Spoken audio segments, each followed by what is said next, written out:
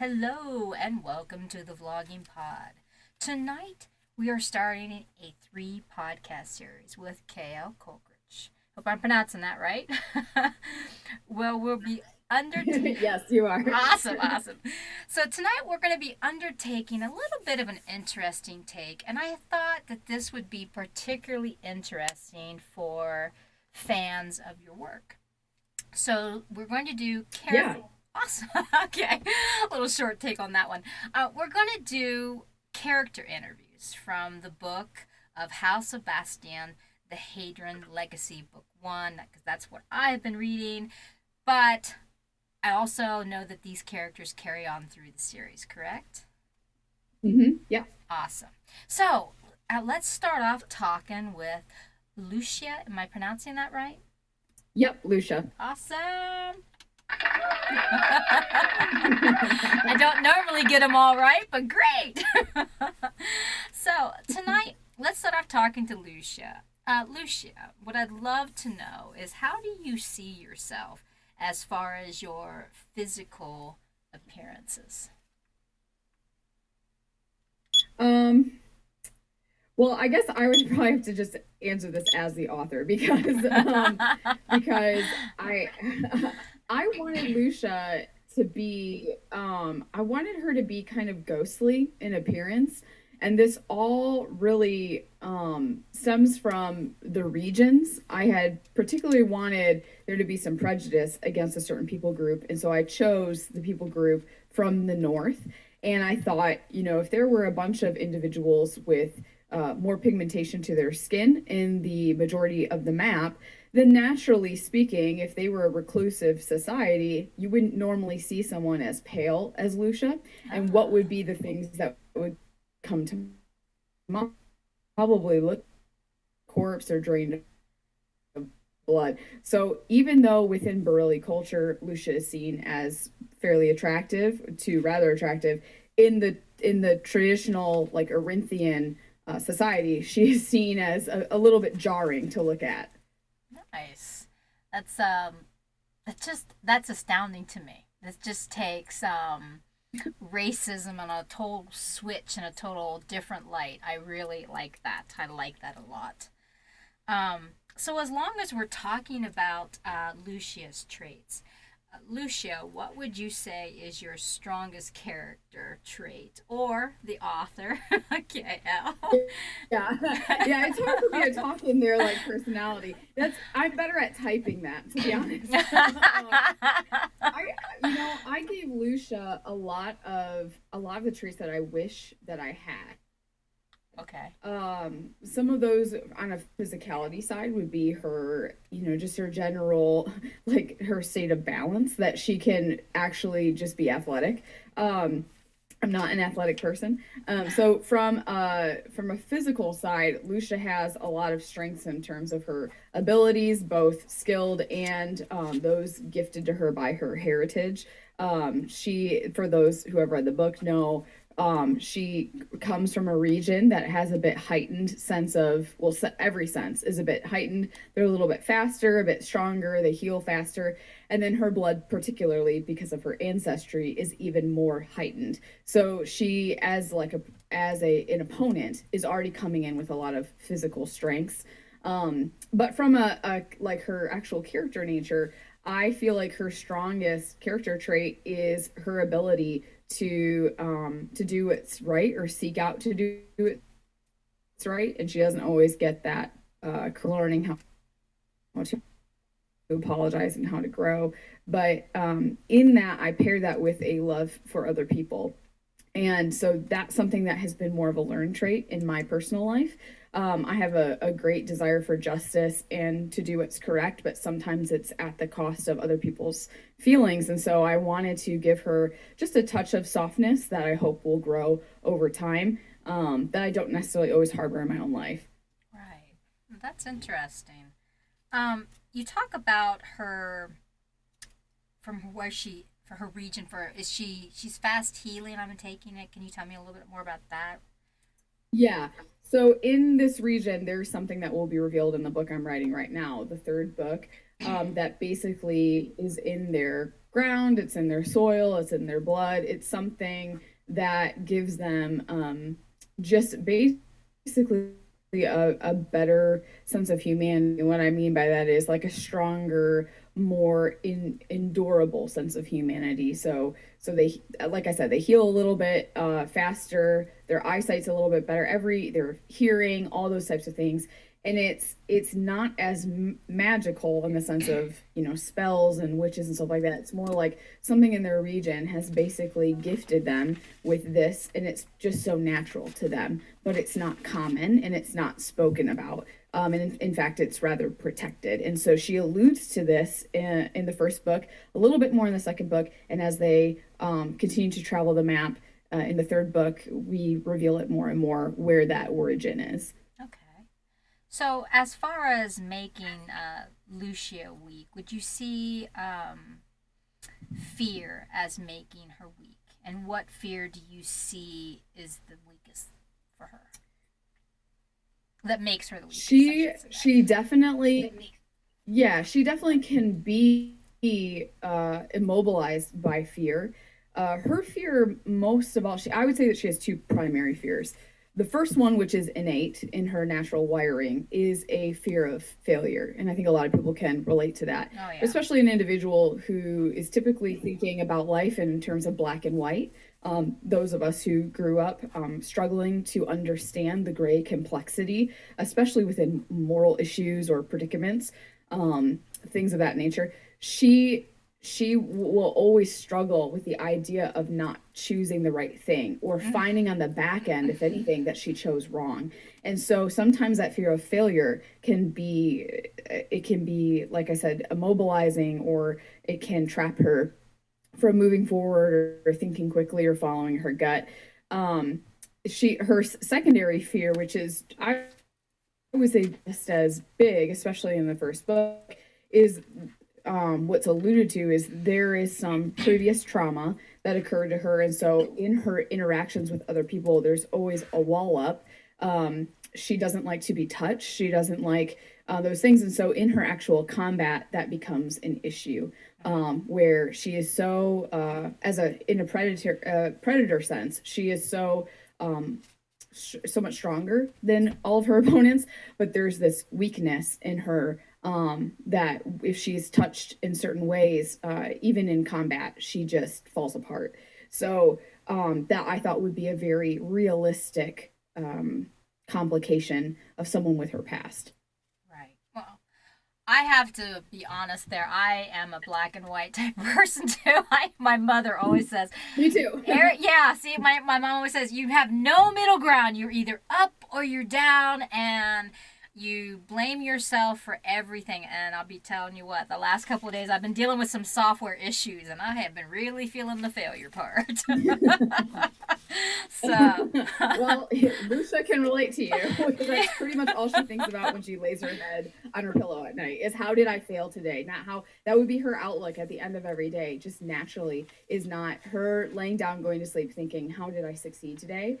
It would be, how ded I fail today? And we're basically taking inventory of that every single day. Right.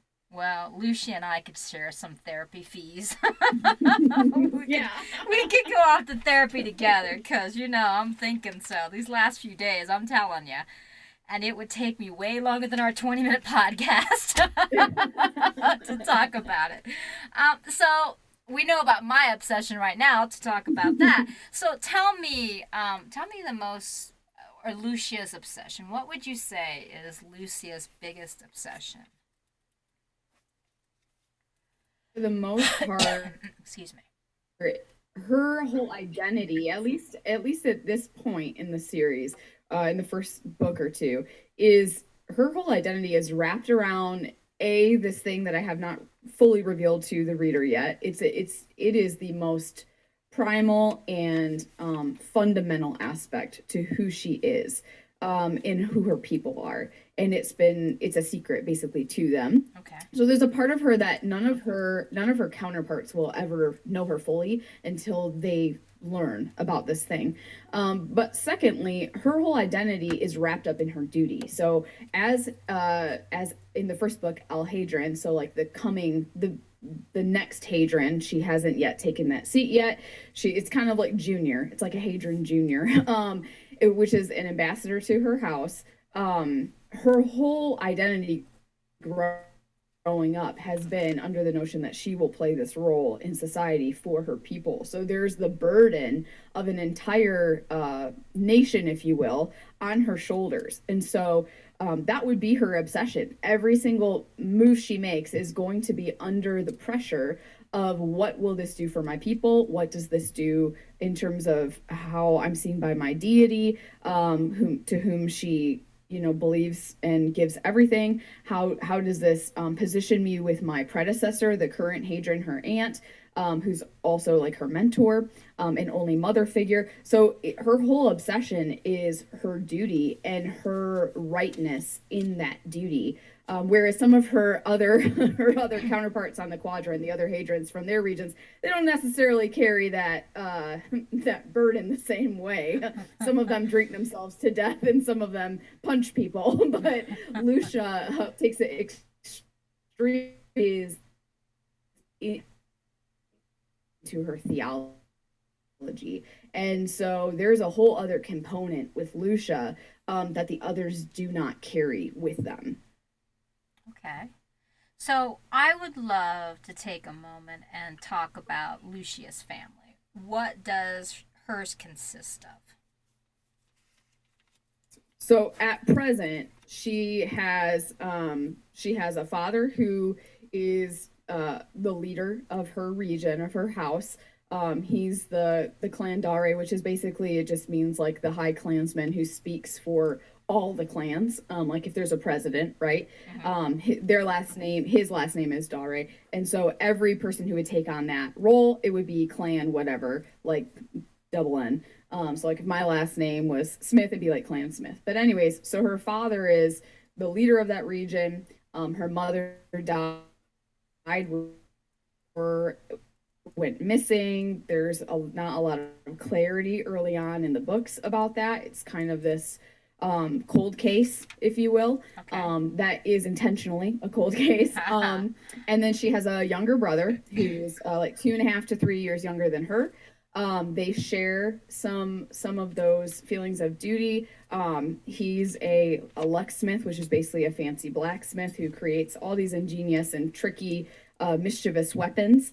And so he has a love for that, and he makes her all these really cool weapons that she can hide on her person and carry into Bastiion, the crown city, where their lux iron, their specialty ore, would normally be confiscated. So he's an asset in the family. And then her mother's sister, her aunt, is her predecessor in the first book, the current Haidren.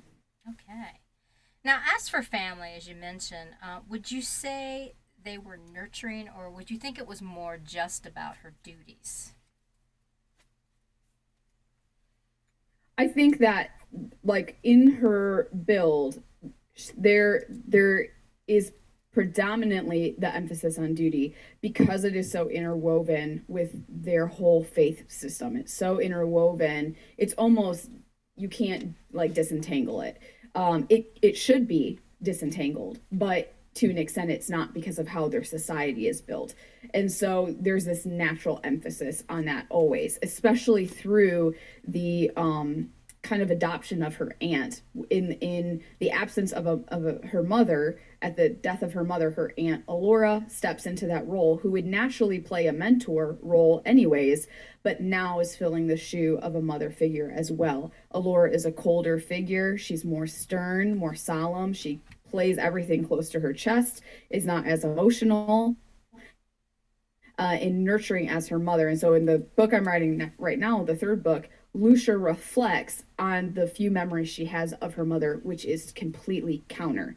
Her mother was this very whimsical individual who would tell fantastical stories and would pretend to be like a little wolf with her in the woods, and like did all these fanciful things to the point of silliness. And so in her mother's memory, her father, the warmth that Luscia felt growing up, in her against the sternness of her aunt's mentorship comes from her father. Her father is this kind of imposing leader figure, but when the door closes, he becomes a big teddy bear and would be the father who would scoop you up in his arms and hold you by the fire. And so she has been exposed to a healthy, nurturing man in her life. And that was really important for me to preserve that in Lucia's story. Otherwise, A, I think she would become a brick wall. And B, because that's something in my own story, in my own life, that has been intrinsic to my own healing. And had I not had that in my own father, I don't know what my story would have been today. So I wanted to make sure that Lucia still had that. Right. Now, I think, and this is off the top of my head, so bear with me. As we talk about Lucia, and you refer to the houses or their clans, I am thinking that I know we have a 3 podcast event with you, and I think what would be great, just for the last bit of this, we have like 5 minutes left. I would love to hear more about Lucia's clan and how it is made up. And probably for our next podcast, and you tell me what you think about this, we could go more in depth with the clans, with the houses, if you would like to, because I would love to hear more about their build up and just everything that you can tell us without ruining too much of your stories. I would love to have like a story time of the houses. So tell us about Lucia's house, if we can. So Luscia comes from the House of Boreal. It's in the northern region, and so their political structure within their own territory. Well, let me back up. The way the houses work is in the history of Orynthia. After this, what they call the Forgotten Wars, the land is devastated. What they call war taint, which you could equate to like a nuclear fallout and radiation, has kind of devastated the face of the earth. And so over time, as the earth heals, people groups have gathered together to survive that. And so the ones who cared about their cultures would naturally intermarry within their own culture, right? To preserve that, because we know naturally as you mesh different people groups together, new traditions are born. And while there's nothing wrong with that, typically the old is let go and lost into time. Well, people groups that want to preserve that old heritage or aspects of that heritage would naturally cluster amongst themselves. The downside of that is that they would have fewer numbers. It would not be as able to protect themselves. Their armed forces would be less. They'd have less resources. They can't cultivate the land as widespread. And so naturally then an area that would be less focused about preserving culture would continue to repopulate the earth by connecting and forming alliances with people who don't look like them, eventually forming kind of a new race of people. And so in the political structure, we have 4 houses. The main house, Bastiion, is where the regency is born out of. That's the largest force. That's the one who they kind of let go of any old ancient culture. They've multiplied with anybody and everybody who they could gather in. And now culture has been born and has been enduring for hundreds of years. The outskirt territories, we have the House of Boreal, House of Pilar, and House of Darakai. Those are smaller, yet independent territories, and they basically have treaties and alliances with the House of Bastiion because they get protection, they get extra resources, whatever. And so in their political setup, they have a Haidren who represents their house, and then they advise the king on their behalf. So Luscia is from the north. She's from the House of Boreal. I set it up like a peninsula because I'm from Michigan, and that was kind of like my way of showing my love for Michigan. I also made their terrain like the Highlands, but a wooded highland, so as if Scotland had never deforested themselves. And I also one of my dreams is to see the Boreals full of these monstrous Goliath trees, which people have heard about in the first book, but get to encounter in the third book. They actually dwell inside them. So it's like this city of tree houses, but instead of houses built onto trees, the trees are so large that they are actually carved out from within, which is kind of neat. And like all these like rope swings and everything between. So in the political structure within her own house, there are different clans, and so her father is the leader of those clans. And then there is a kind of elite force of warriors that Luscia has trained with, called the Najan, and there's an island off the coast of that Highland Peninsula where they train and where they kind of occupy themselves. And so the Najan are this elite cast of warriors who can kind of mesh into the shadows. They can walk very, very silently. They have an endurance like nobody else. And so her house is kind of regarded as a force, but they're incredibly isolated because of this thing that exists up there. They have very closed borders. They're very suspicious of outsiders. In fact, they don't allow outsiders in at all, unlike the other houses. Other houses allow sometimes people to come in and trade. Boreal's completely closed off, except to their king if he has to come.